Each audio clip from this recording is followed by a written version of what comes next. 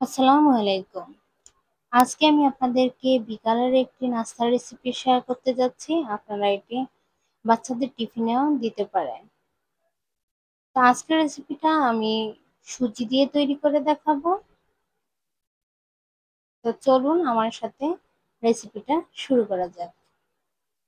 প্রথমেই আমি একটি বাটিতে নিয়ে নিলাম 1 কাপ সুজি, দিয়ে দিলাম লবণ, ভালো করে হাত দিয়ে মিক্স করে নেব।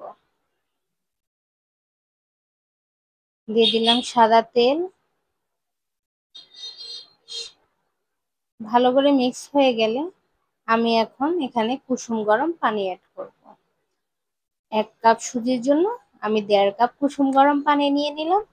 চামচের সাহায্যে আমি মিক্স করে নিলাম। এখন আমি এটাকে ঢাকা দিয়ে রেখে দেব 5 থেকে 6 মিনিটের জন্য। আজকে আমি রেসিপিটা তৈরি করব আলুর দম দিয়ে। আলুর দমটাকে এভাবে একটু চেটকে নিয়েছি। আপনারা চাইলে যে কোনো ভাজি দিয়ে ওটাকে তৈরি করতে পারেন।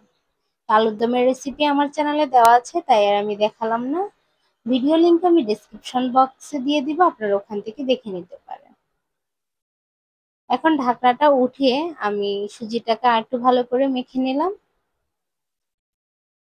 মাখতে মাখতে দেখবেন এটা আঠালো হয়ে গিয়েছে। তাই একটু শক্ত করার জন্য এখানে আটা বা ময়দা যে কোনো একটা ইউজ করতে পারেন। আমি এখানে ময়দা দিয়ে দিলাম। ভালো করে ময়দা দিয়ে এটাকে মেখে নেব। দিয়ে দিলাম চিনি। চিনি দিয়ে ভালো করে মথে নেওয়া হয়ে গেল। এখনো হাতের সাথে একটু একটু করে লেগে আসছে, তাই আমি এখানে একটু তেল দিয়ে দিলাম। তেল দিয়ে ভালো করে মথে নিব। তারপর ছোট ছোট লিচি কেটে নেব যতটা তৈরি করবেন। তো দেখেন ডোটা কতটা সফট এবং মসৃণ, এখন আর কিন্তু হাতের সাথে লেগেও আসছে না।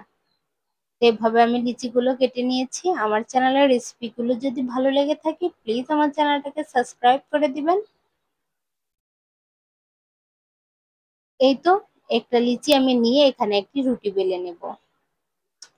যদি আমার চ্যানেলে নতুন দর্শক হয়ে থাকেন তাহলে চ্যানেলটা অবশ্যই সাবস্ক্রাইব করে দিবেন, আর যদি পুরাতন দর্শক হয়ে থাকেন তাহলে লাইক, কমেন্ট এবং শেয়ার করতে ভুলবেন না।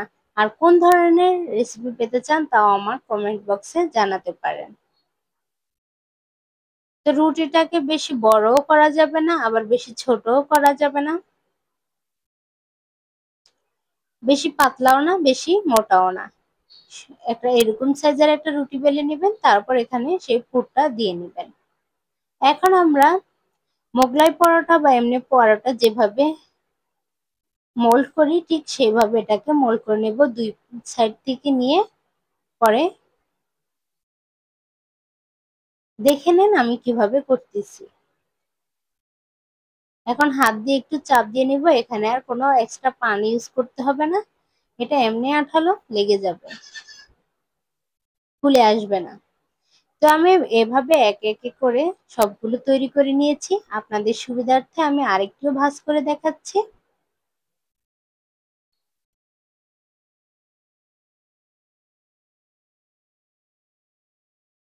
এই তো আমার সবগুলো তৈরি করা হয়ে গেছিল।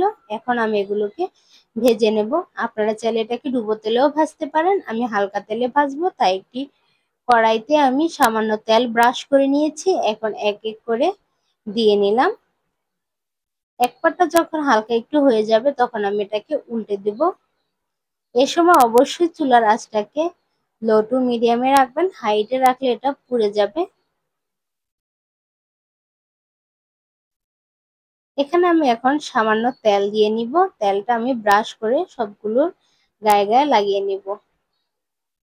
খুব সুন্দর করে কিন্তু এটা ফুলে উঠবে একদম।